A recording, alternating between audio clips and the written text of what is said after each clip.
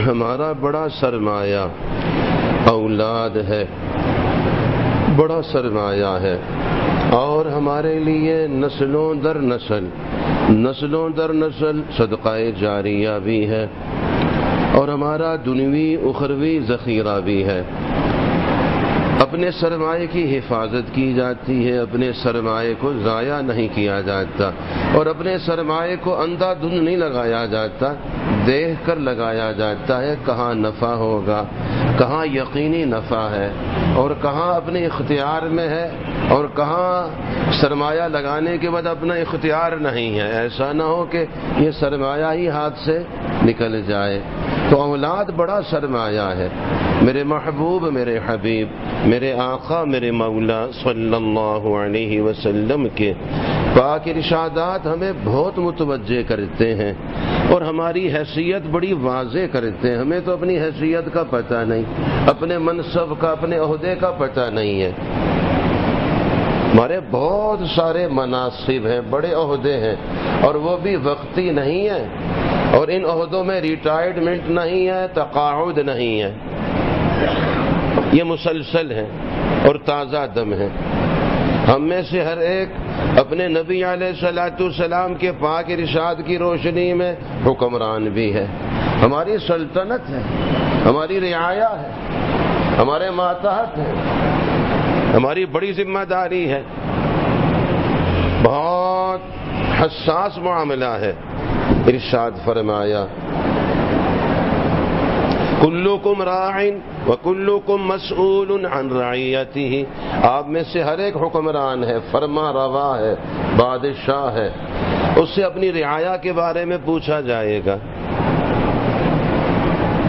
اب آپ نے غور فرمایا، اگر چھوٹا سا گھر ہے تو وہ چھوٹا سا گھر ہماری ایک سلطنت ہے، جتنے مرلے کا، جتنے کنال کا بھی ہے، اس کی چار دیواری، وہ رقبہ ہماری ایک سلطنت ہے۔ اس گھر میں رہنے والے ہماری رعایا ہے، ہماری اہلیہ محترمہ اس سلطنت کی ملکہ ہے۔ اب آپ غور فرمائیے یہاں صورتحال کیا ہے، ہم کس طرح کے حکمران ثابت ہوتے ہیں؟ عادل بادشاہ ہیں، عدل و انصاف کرنے والے ہیں۔ جب چھوٹے چھوٹے حکمران ظالم ہوں تو اللہ بڑے ظالم حکمران مسلط فرماتے ہیں۔ اور ہم جج بھی ہیں، قاضی ہیں، جج ہیں۔ ہمارے سامنے کتنے مقدمے آتے ہیں جب شام کو گھر آتے ہیں، اہلیہ محترمہ نے بہت ساری فائلیں تیار کی ہوتی ہیں، بچے کا الگ، بیٹی کا الگ، داماد کا الگ، پوتے نواسے کے بڑے مقدمے ہوتے ہیں، بھتیجوں بھتیجیوں کے۔ اور اگر کوئی سوتیلی بیٹی ہے اس کا الگ مقدمہ، وہ تو ویسے ہی بیچاری پستی رہتی ہے، کوئی سوتیلا بیٹا ہے ویسے ہی پستا رہتا ہے، بدگمانی کا شکار رہتا ہے وہ۔ اب ہم جج بھی ہیں، قاضی بھی ہیں، ہمارے پاس مقدمے آتے ہیں تو کیا فیصلے کرتے ہیں؟ فرما دیجیے، آپ خود فرمائیے، ذرا جائزہ تو لینا، رب کو حساب دینا، اس سے پہلے اپنا خود محاسبہ کرنا، اور یہ لازم ہے، ہم میں سے ہر ایک کی ذمہ ہے کہ ہم جائزہ لیں۔ نہ جانے کتنا ظلم و ستم ڈھاتے ہیں، اور ہم جو مدعا علیہ ہے، جس کے خلاف دعویٰ ہوا ہے، اس کو سنتے ہی نہیں ہیں۔ یک طرفہ بات پہ نہ جانے کتنی فائلیں نپٹا دی اور مقدمے نپٹا دیے، اور تو بتائیے جب چھوٹے چھوٹے ظلم ہوتے ہیں تو اللہ تعالیٰ بڑے ظالم مسلط فرماتے ہیں۔ اور میں اور آپ، ہم لوگ معالج بھی ہیں، سرجن بھی ہیں، ڈاکٹر ہیں، طبیب ہیں، خفا نہیں ہونا، تقریباً ان سب شعبوں میں ہم پڑھے لکھے نہیں ہیں۔ ظاہر ہے ایک آدمی کو صرف منصب دیا جائے، عہدہ دے دیا جائے، ڈاکٹر بنا دیا جائے، اس کو اس عہدے پہ فائز کیا جائے، بیچارے نے اس شعبے سے مناسبت ہی نہ ہو، تو آپ کی کیا رائے ہے؟ وہ کیا نسخے لکھے گا؟ فرما دیجئے کیا نبض دیکھے گا؟ یہی صورتحال۔ ہم نے ایک عادل حکمران بننا بھی نہیں سیکھا، اس لیے میں بہت عرصہ سے عرض کرتا ہوں، مظفر آباد میں ابتدا میں بھی یہ گزارشات، ہمارے بھائی ارشد اصغر صاحب تشریف فرمائے، یہ گواہ ہیں، شروع سے یہ بات کہتے ہیں، نکاح کے موقع پہ دلہا سے 6 کلمے سننے کا مجھے کہا گیا، جب شروع میں ایک نکاح پڑھایا، بہت پرانی بات، تو وہ نکاح پڑھا کے فارغ ہوا، کہتے تساں 6 کلمے تو سنے نہیں، نکاح تو ہویا ہی نہیں۔ میں نے کہا 6 کلمے تو نکاح کا حصہ نہیں ہے، یہ کلمہ ایمان کا حصہ ہے، کلمہ ایمان کا حصہ ہے، نکاح کا حصہ نہیں ہے۔ اور کلمہ نکاح والے دن صرف نہیں پڑھنا، روزانہ پڑھنا ہے، صرف دلہا نے نہیں پڑھنا، سب نے پڑھنا ہے۔ لیکن آپ جو کہ براہ راست مجھے نہیں کہا، خسر پسر، اچھی بات ہے، وہی بات واضح ہو گئی۔ تو چنانچہ خسر پسر ہوئی، میں نے کہا کیا وہ کہتے کلمے نہیں سنے۔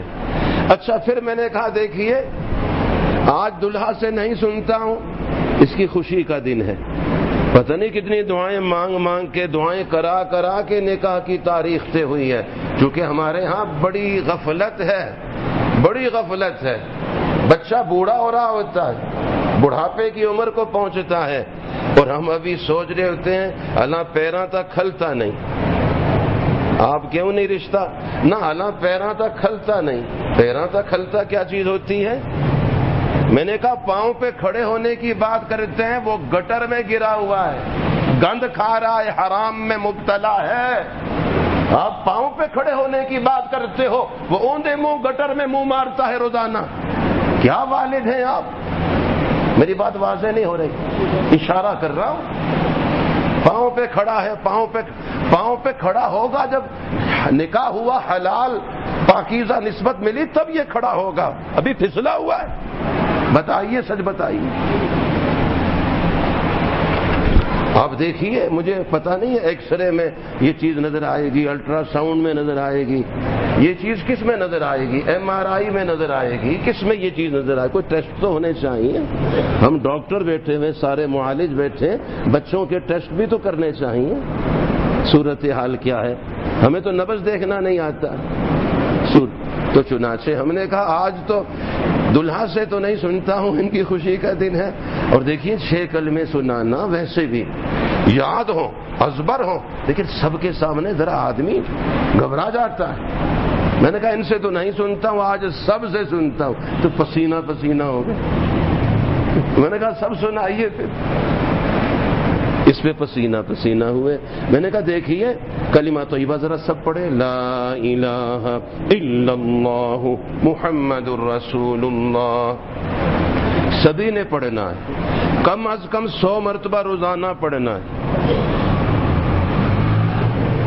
پیران پیر حضرت شیخ عبد القادر جیلانی، سید عبد القادر جیلانی رحمہ اللہ رحمت واسعہ، ارشاد فرماتے ہیں سونے سے پہلے باوضو قبلہ رخ ہو کر یہ ترتیب ہونی چاہیے کہ کلمہ طیبہ بھی ہو، پھر درود پاک بھی، باوضو ہو کے عطر لگا کے خوشبو میں اپنے کو بسا کے قبلہ رخ ہو کر، پھر یہ کلمہ طیبہ کا ورد ہو، درود پاک ہو، اور اس کے بعد پھر کوئی بات چیت نہ ہو، پھر اس کے بعد آرام ہو اور یہ دعا ہو، یا اللہ جل شانہ آج دن کا آخری عمل کلمہ طیبہ ہے، درود پاک ہے، میری زندگی کا آخری عمل بھی یہی ہو، جب بالکل آخری وقت ہو زندگی کا تو زبان پہ یہ جاری ہو۔